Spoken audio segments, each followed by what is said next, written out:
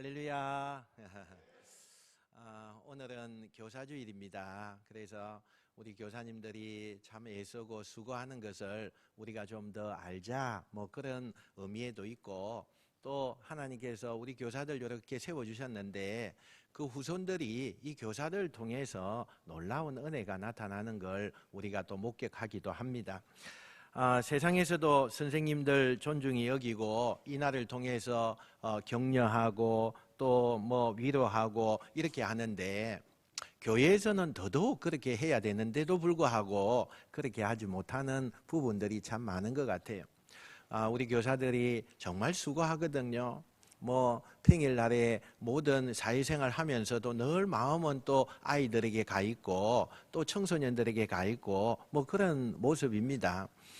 저도 교사 이렇게 생활도 해봤고 또 교육자 생활하면서 부서를 맡아서 해봤지만 참 어려울 때가 참 많아요. 말로 못할 때가 많고 또 내 호주머니 이렇게 많이 털어야 할 때도 많고, 얼마나 그저 많이 이렇게 신경 써야 될 부분이 참 많아요. 특별히 수고하고 귀한 사명 힘이 나도록 여러분이 우리 교육자들하고 우리 교사들에게 칭찬도 해주시고 위로도 해주시고 또 선물도 좀 주시고 그죠? 그렇게 하시면 좋겠다 생각이 되어집니다. 우리 교사님들 향해서 오늘 이 시간 한번 박수 한번 해주시면 좋겠습니다. 네, 참 너무너무 수고하시고 애쓰시는데 여러분이 교육 구세에도 많이 관심을 가져주시고 기도도 많이 해주시면 감사하겠습니다. 그동안 우리가 긴 시간 동안에 창세기의 말씀을 우리가 1장부터 쭉 살펴봤습니다. 정말 긴 시간이죠. 제가 하기는 해보지 않았지만 한 1년 가까이 되는 것 같아요. 그죠? 그렇게 긴 시간 동안에 우리가 창세기의 말씀을 살펴보고 있습니다. 오늘 정말 이제 창세기의 마지막 장인 50장을 우리가 살펴보길 원합니다. 지난 시간에 야곱이 파란만장한 인생을 마감하는 이야기, 147세예요. 나그네 같은 인생길을 마감하는 이야기를 우리가 봤습니다. 아버지의 그 시신을 붙잡고 울며 장례를 치르는 실질적인 장자 역할을 하는 요셉, 그 요셉의 이야기를 우리가 지난번에 소개해 드렸습니다. 저는 야곱의 마지막 이 장례의 모습을 보면서 사실 야곱이 마음만 먹으면 그 이집트의 화려한 피라미드식 그 무덤이 있잖아요.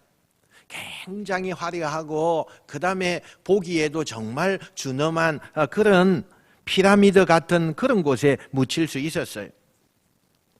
아들이 이집트 총리잖아요. 그러니까 그 혜택을 누려서 아마 거대하고 장대한 그런 장례식을 할 수도 있었을 거예요.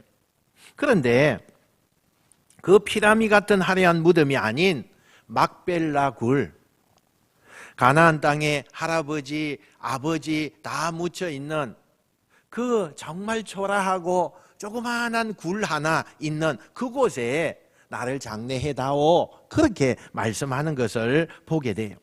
이게요, 야곱의 소원이었고 야곱의 마음의 진심이었어요. 우리가 있어야 할 곳은 세상의 화려함이 아닙니다. 하나님의 말씀이 있는 곳, 하나님의 시선이 머무는 곳, 하나님의 은혜가 있는 곳, 그것이 우리가 있어야 할 자리임을 이 야곱의 죽음을 통해서 깨닫게 되는 은혜가 있으시길 축원합니다. 아버지가 죽자 요셉이 제일 먼저 한 일은 아버지의 그 시신을 40일 동안에 그 미라로 만드는 작업을 합니다. 왕궁에 있는 의사들을 다 동원해서 아버지의 시신을 미라로 만드는데 40일이 걸렸어요. 요셉은 하나님의 사람이지만 그 아버지의 그 시신을 이집트식의 그렇게 시신으로 만드는 이유는 이집트식의 장례를 내가 치르겠다, 그런 의도가 아닙니다. 여기서 이 요셉의 마음은 이 지역이 굉장히 더운 지역이에요. 그러니까 사람이 죽으면 금방 시신이 부패해져 버리거든요. 그런데 사실 가나안 땅으로 가려면 한 일주일이 걸리는데 그 부패한 시신을 그렇게 상여에 메고는 일주일 동안 간다는 것은 너무나 이것은 말이 안 되는 이야기예요. 그래서 정말 40일 동안 긴 시간이지만 아버지의 그 시신을 미라로 만들어서 정말 아버지 시신 그 보존을 위해서 그렇게 행하는 것을 보게 돼요. 이제는 이 아버지 시신을 다 이렇게 미라로 만들고 난 다음에 요셉이 자기는 상중에 있기 때문에 왕을 직접 만나지 못합니다. 그래서 사람을 시켜서 파라오 왕께 아버지 장례를 치르기 위해서 내가 가나안 땅에 다녀와야 할 것 같은데 한 일주일 정도 걸리겠습니다. 아니 한 2주 정도 되겠습니다. 이렇게 왕 앞에 이야기를 하게 하죠. 왕이 그 소식을 듣고 허락을 합니다. 이때 왕이 기꺼이 아버지 고향에 묵고 돌아오도록 배려를 해주는 거죠. 근데 단순히 시간만 주는 게 아니라 왕이요, 요셉의 아버지 야곱을 장례하는 것을 이집트 국장을 하는 그 수준으로 그렇게 행하게 한다는 거예요. 그래서 많은 고관 대작들이, 군인들이, 또 각 지역에 있는 그 유지들이, 중앙의 요직을 맡은 사람들이 또한 화려한 모든 것을 동원해서 야곱의 시신을 메고 가는 앞 뒤쪽에 그 형렬이 쫙 서서 출발을 하는 거예요. 근데 오늘 성경에 보면 좀 특이한 게 있어요.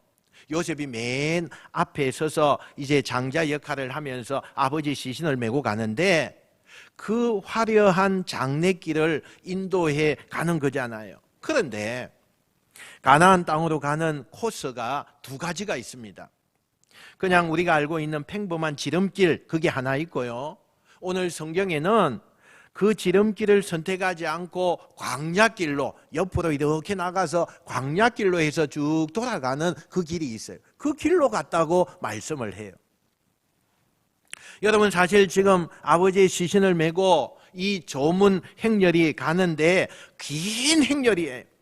그런데 왜 쉽고 또 빠르고 평범한 길을 놔두고 광야로 그렇게 삥 돌아서 그렇게 장례의 길을 갔을까? 왜 요셉은 가깝고 지름길이고 길도 좋은 그런 곳을 선택하지 않고 삥 돌아서 더 시간이 많이 걸리고 길도 그렇게 좋지 않은 그런 곳으로 인도했을까? 참 우리가 생각했을 때는 이해가 되지 않는 그런 부분이기도 해요. 아버지 시신을 메고 그 많은 사람들이 지금 이동을 하고 있어요. 그런데 가이드를 잘 해야 되는 이 요셉이 왜 쉬운 길로, 편한 길로 그렇게 인도하지 않고 정말 어려운 길로 정말 가게 했을까? 성경이 왜 그랬는지 그 이유에 대해서는 제가 아무리 찾아봐도 설명을 해놓지 않아요. 그래서 제가 조금 주석을 찾아보니까 학자들은 두 가지 견해가 있는 것을 보게 되었어요. 첫 번째는 야곱의 친형 쌍둥이 형 에서. 여러분, 에서가 어디에 자리를 잡았다고 했죠? 에돔 지역에 자리를 잡았다고 했어요. 그래서 에서의 자손들이, 이런 사람들이 에돔 지역, 즉 광야 있는 그곳에 자리를 잡고 그곳의 터전으로 삼았기 때문에 마지막으로 야곱의 시신을 그 유족들에게, 가족들에게 보여주고 싶었을 것이다, 그렇게 생각을 하는 거죠. 그 후손들이 하나님의 사람인 야곱의 마지막 모습을 볼 수 있도록 해주기 위해서 요셉이 의도적으로 그 가족들이 사는 쪽으로 그렇게 행로를 바꾸어서 장래의 그 행렬을 이끌었을 것이다, 이렇게 추측이 하나 가능하고요. 두 번째, 이렇게 학자들이 주장하는 사람이 있어요. 이집트는요, 강대국이에요. 굉장히 힘이 센 나라들이죠. 이 이집트 이 강대국이 실제적으로 권력을 행사하는 사람은 요셉이었어요. 그동안 7년의 풍년과 흉년, 그죠? 그래서 굉장히 실질적인 근세를 가지고 있는 사람이죠. 그런데 이 요셉이 시신을 메고 운구를 행렬, 운구의 행렬 그 사람들 이끌고 그 나라 쪽으로 들어가면 주변의 나라들이요 긴장을 하게 되는 거예요. 그래서 피해를 주게 되죠. 이 요셉은 마음이 깊은 사람이에요. 배려가 깊은 사람이죠. 그래서 그런 것을 생각했기 때문에 그들에게 긴장을 주거나 또 이 나라의 그 모든 정책 가운데 그런 말로 표현할 수 없는 그런 부분들이 있잖아요. 그런 것을 그들에게 떠안기지 않으려고 그걸 외교적인 충돌 이런 것을 막기 위해서 배려하는 차원에서 내가 힘든 코스를 선택하지라는 마음을 가졌을 수도 있겠다. 그렇게 학자가 이야기했어요. 어느 게 정확한지 모르겠지만 대략 2가지 정도를 학자들이 그랬을 것이다라고 추측하고 연구를 해요. 근데 여러분, 오늘 이 요셉이 이끄는 그 코스가요 주는 의미가 있습니다. 요단강 동편에서 올라가서 광야로 이렇게 올라가서 지나가는 그 코스가 훗날에는 출애굽기에 가보면 이스라엘 민족이 출애굽을 해요. 가나안에 이제 들어가는 그 일행 모든 그 행사가 있잖아요. 그런데 정말 놀라운 것은 요셉이 가는 그 코스로 갔다는 거예요. 어렵고 광야로 정말 힘든 곳을 그렇게 나갔다는 거예요. 참 희한하죠. 요셉은 아버지의 시신을 메고 여러 가지 이유를 생각해서 그 코스로 나아갔지만 훗날 수백 년이 지난 다음에 그 후손들이 민족을 이루어서 이집트를 떠나서 출애굽을 할 때 그들이 걸어가는 코스가 야곱의 그 형렬이 갔던 그 코스의 길과 똑같다라는 거예요. 이건 사실 영적인 의미가 이 안에 많이 포함되어 있다는 거예요. 일주일을 메고 그렇게 쭉 가다가 드디어 요단강 앞에 섭니다. 저 요단강을 건너면 아버지가 원하는 고향 땅, 아버지가 묻히기를 원하는 막벨라 동굴이 있는 그런 곳이에요. 이때 요셉이 같이 동행해 오던 이집트 사람들은 이 요단강을 건너가지 못하게 해요. 너희들은 여기서 머물러라. 그리고는 형제들과 또 자기만 아버지의 시신을 메고 요단강을 건너가요. 그리고 헤브론에 있는 막벨라 굴에 아버지의 시신을 안치하고 그 안에는요 굉장히 많은 이야기가 있었어요. 통곡하며 우는 이 요셉의 모습, 성경에 이런 거 다 나오거든요. 그리고 난 다음에 이 아버지의 시신을 그렇게 막벨라 굴에 놓고 요셉은 다시 돌아오게 됩니다. 아버지를 잃고 요셉은요 굉장히 마음이 허전했습니다. 구멍이 큰 게 하나 난 것처럼 그런 마음이 이 요셉의 마음을요 흔들어 놓았죠. 그리고 장례를 치르느라고 얼마나 기진맥진했는지 몰라요. 그런데 그렇게 장례를 치르고 어떻게 보면 힘들어하고 있는 이 요셉에게 더 힘들게 하는 사건 하나가 발생하게 됩니다. 어느 날 편지 한 통이 온 거예요.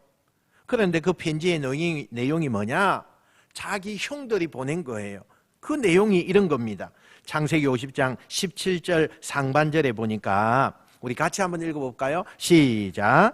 너희는 이같이 요셉에게 이르라. 내 형들이 내게 악을 행하였을지라도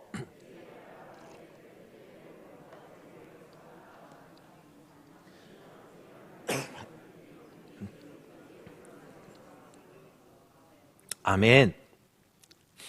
아버지를 잃은 그 슬픔으로 힘들어하고 있는 요셉에게 형들이 편지를 보냈는데 그 내용이 이런 거예요.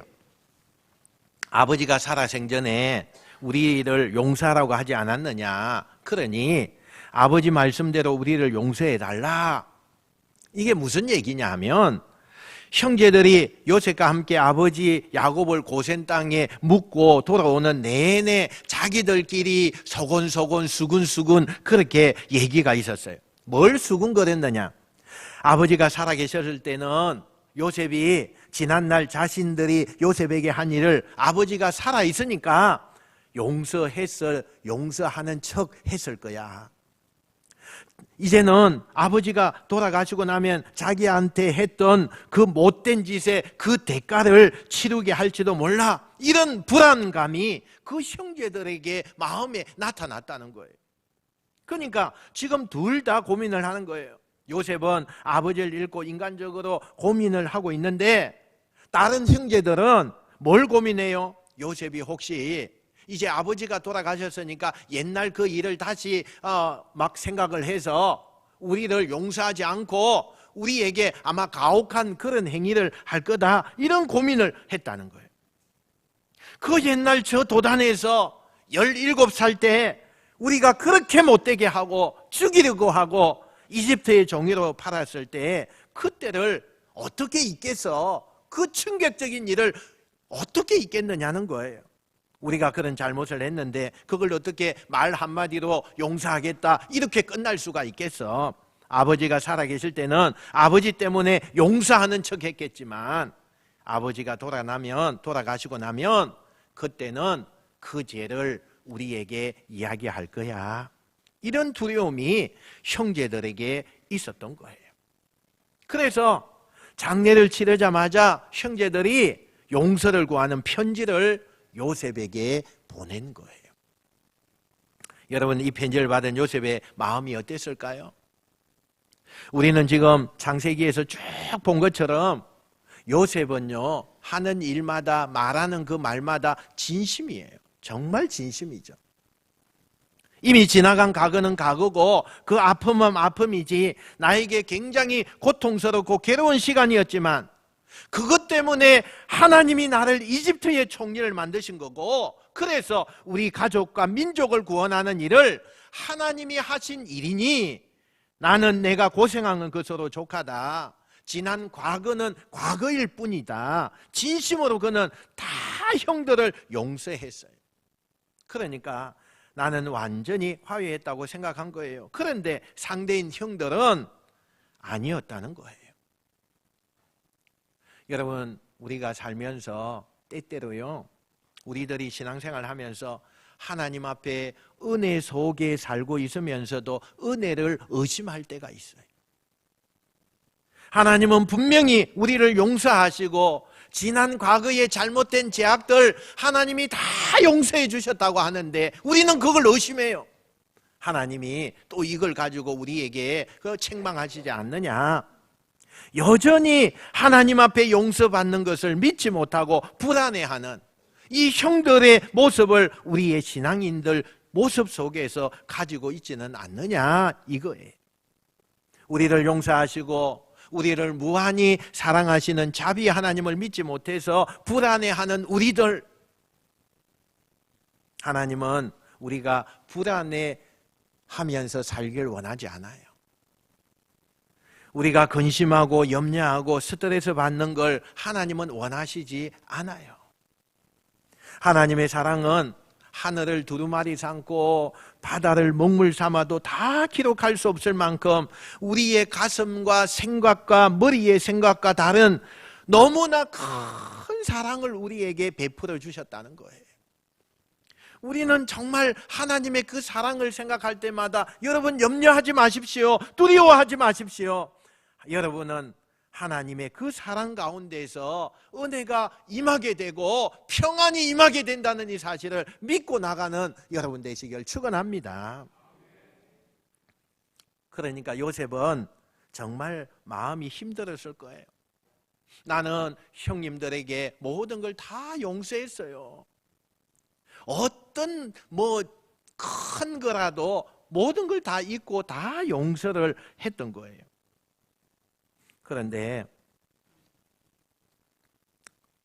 형들은 내가 진심으로 그렇게 대했지만 여전히 거리감을 두고 자기를 대하는 그 형들 보면서 맥이 빠지죠. 맥이 빠져요.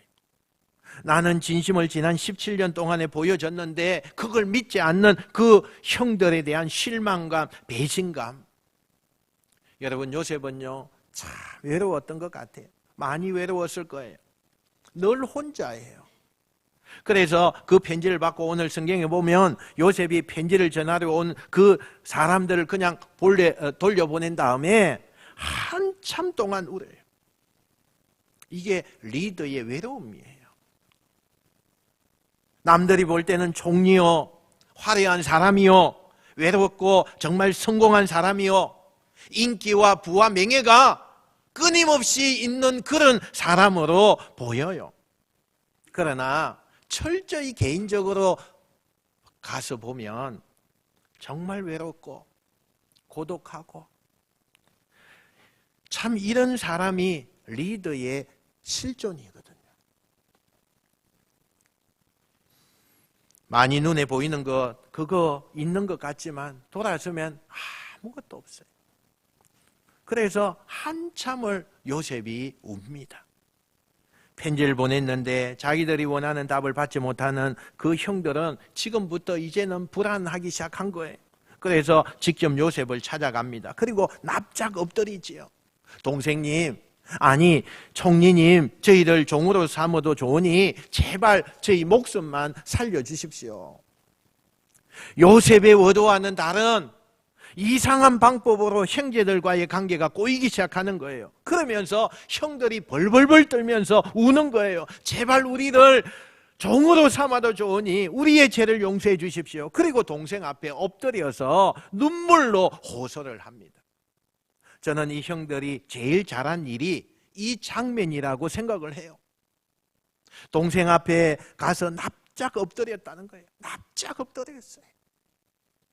여러분, 우리가 하나님을 믿으면서 평생 제일 잘해야 될 일 가운데 하나가 뭔지 아십니까? 하나님 앞에 나가서 납작 엎드리는 일이에요. 우리는 하나님 앞에 나와서 납작 엎드려야 돼요. 교회 올 때마다 여러분 정말 풍년이 들고 사업이 잘 되고 걱정 근심이 없을 때라도 하나님 앞에 예배에 오셔서 늘 하나님 앞에 이 형들처럼 엎드리는 사람이 되시길 축원합니다. 여러분, 우리가 은혜 받고 축복 받을 때는요, 엎드릴 때예요. 그때가 엎드릴 때예요.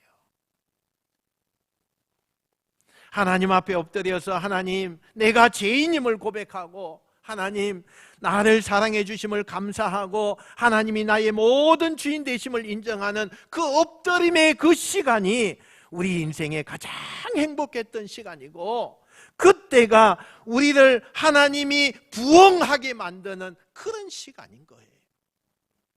보세요, 교회가 언제 부흥했습니까? 엎드릴 때 부흥했어요.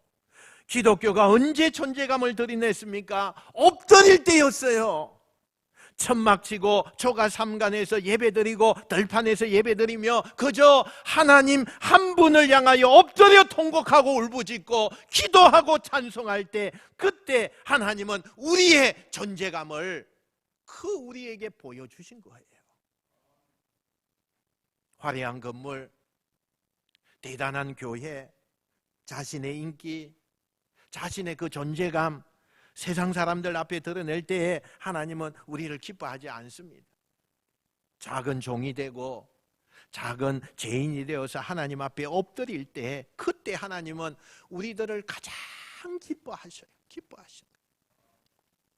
우리가 가장 행복한 순간은 엎드릴 때입니다. 이 요셉의 형들이 잘한 일, 엎드릴 줄 아는 거예요. 엎드릴 줄 아는 거예요.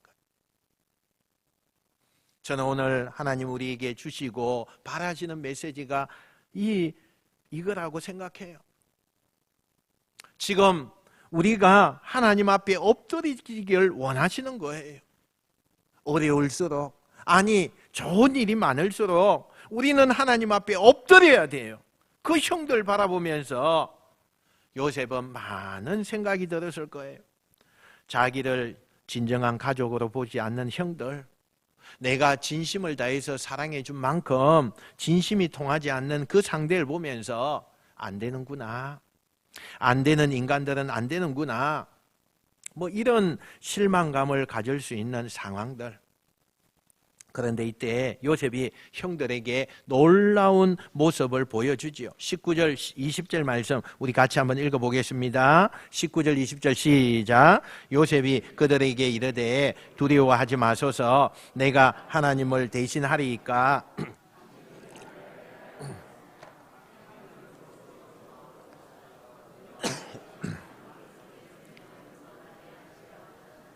아멘. 여기서 저는 하나님이 당신들 나에게 악행을 저질렀지만 그것을 선으로 바꾸셨습니다. 여러분, 이 세상에 악을 선으로 바꿀 수 있는 그런 일을 하시는 분이 누구가 있겠습니까? 하나님 한 분밖에 없어요. 인간은 악행을 저지르고, 인간은 죄를 저지르고, 인간은 사람을 죽이고, 인간은 사람을 모략합니다. 그러나 그것을 선으로 바꿀 수 있는 건 대통령도 못합니다. 법조인도 못해요. 악을 선으로 바꿀 수 있는 분은 오직 하나님 한 분이심을 믿으시길 축원합니다. 어느 누가요, 내 인생과 우리 가정과 우리의 삶에 악한 일을 선으로 바꿀 수 있겠어요? 누가 그 일을 할 수 있어요? 이 세상 역사에 악을 선으로 바꾼 존재는 아무도 없어요. 이 세상에 아무도 없습니다. 그 일을 하실 수 있는 분은 오직 한 분, 하나님 뿐입니다. 할렐루야. 하나님 뿐이에요. 하나님 뿐이에요. 우리는 하나님 믿는 거 얼마나 잘한 일인지 몰라요. 우리 하나님이 계셔서 너무나 다행이에요. 그래서 오늘 여러분에게 저는 하나님의 이름으로 이렇게 축복합니다. 여러분에게 일어나고 있는 모든 불행이, 여러분에게 일어나고 있는 모든 악함이, 여러분에게 일어나고 있는 모든 어려움이 하나님의 은혜로 그 악하고 불행하고 염려스러운 분에게 일어나고 있는 그 모든 상황이 선으로, 복으로, 평화로 바뀌어지는 역사가 지금 이 시간 일어나길 축원합니다. 하나님만이 하실 수 있어요. 하나님은 여러분의 가정과 여러분의 인생을 악에서 선으로 바꿀 수 있는 분이기 때문에 하나님의 은혜가 임하면 여러분의 인생이 악이 선으로 바뀌는 은혜가 있을지어다.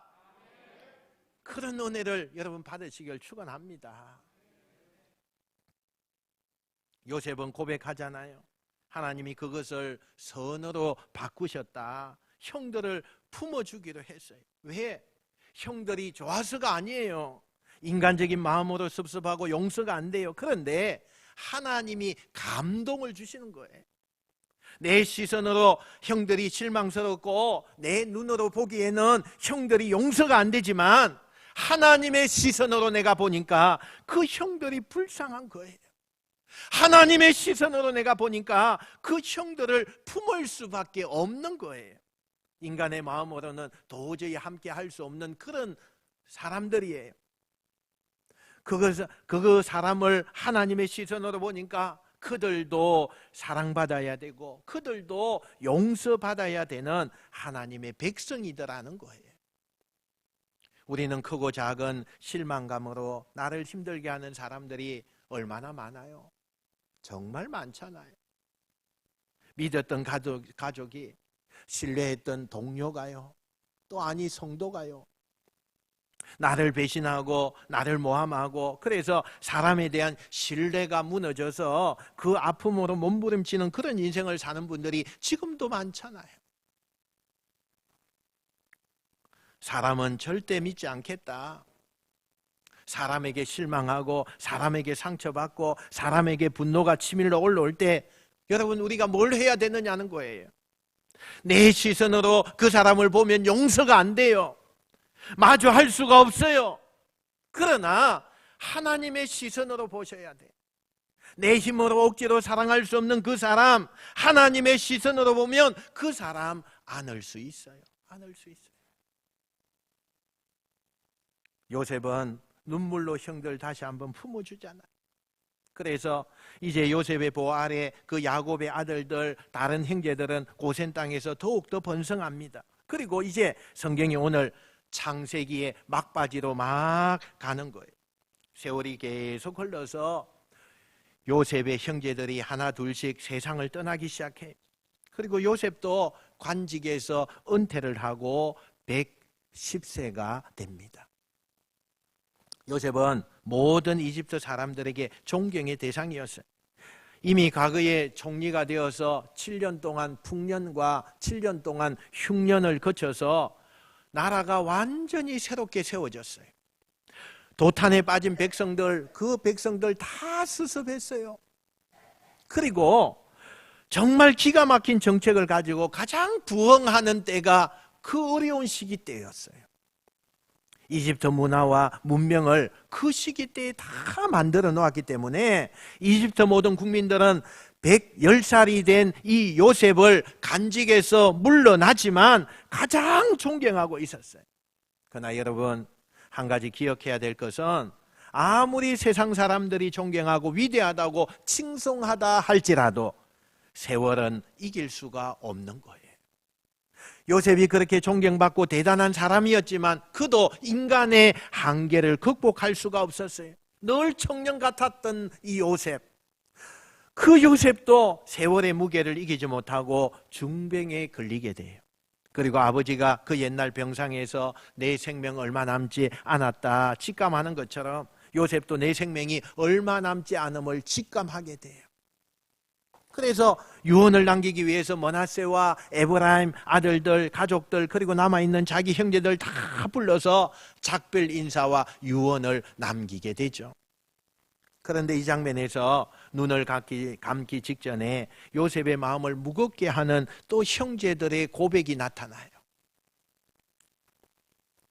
몇 명의 형들은 죽고 아직 몇 명의 형들은 살아있어요. 그런데 이 살아있는 형들이 죽어가는 요셉에게 이렇게 말합니다. 동생아, 가나안 땅에서 굶어 죽을 수밖에 없었던 우리들을 여기까지 와서 편안하게 살게 해준 것이 네 덕분인데 네가 떠나면 우린 이 낯선 땅에서 어떻게 사냐?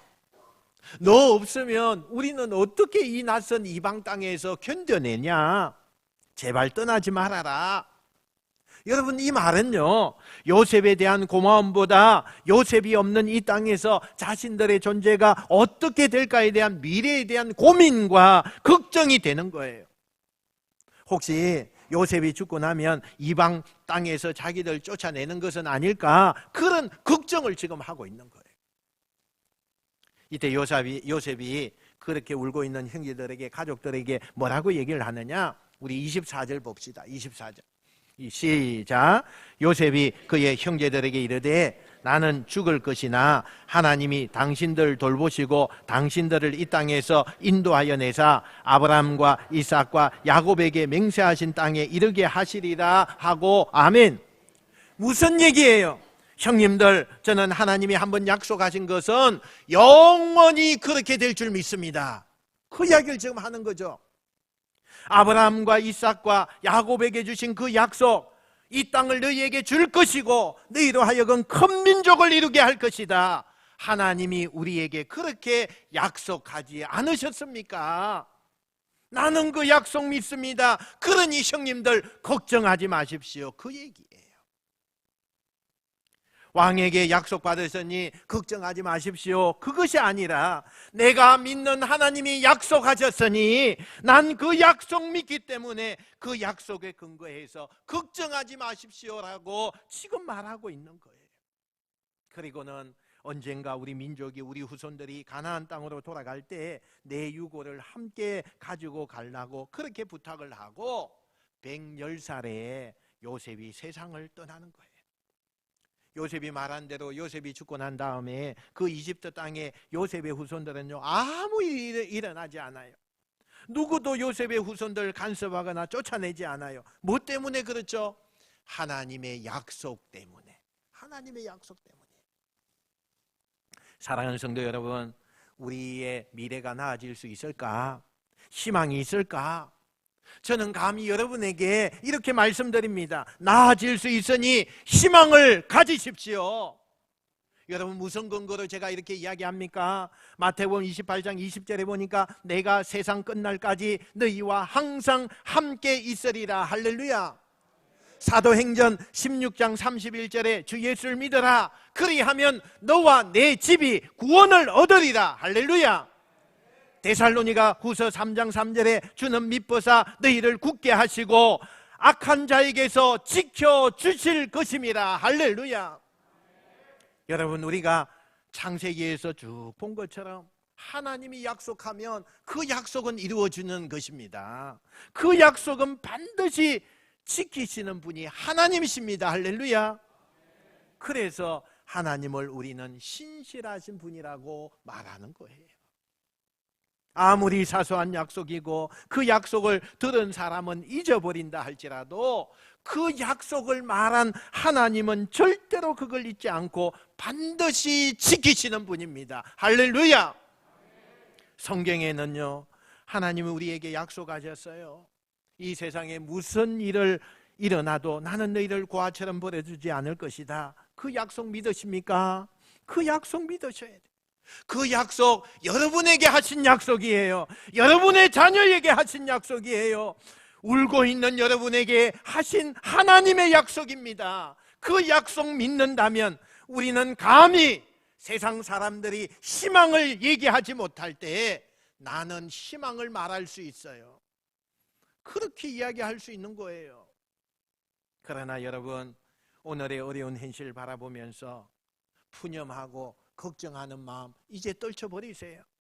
돈과 인맥에 의지해서 미래의 대책을 세우려고 그렇게 하지 마세요. 하나님께서 우리에게 주신 약속을 기대하고 신뢰하면 새로운 희망을 꿈을 꾸게 될 것입니다. 한 사람 요셉이 끝까지 희망을 버리지 않았기 때문에 그 요셉으로 인하여서 불안과 염려와 어떤 지배를 받는 인생들에게 평화를 하나님이 주신 거예요. 이 땅에 예수 믿는 사람이 많이 없다고 해서 세상이 다 타락해서 멸망할 겁니다. 아니에요. 요셉과 같은 한 사람이 필요한 거예요. 그래서 여러분의 가정에 한 사람이 중요해요. 너무나 중요해요. 우리가 요셉이 되셔야 됩니다. 어떻게 우리는 희망의 끈을 붙잡을 수 있을까요? 하나님의 시선으로 세상을 바라보십시오. 하나님의 약속을 기대하고 신뢰하십시오. 오늘 창세기의 이 50장의 말씀, 1장부터 50장의 쭉 말씀을 마치면서 하나님의 변함없는 사랑을 생각하시길 바랍니다.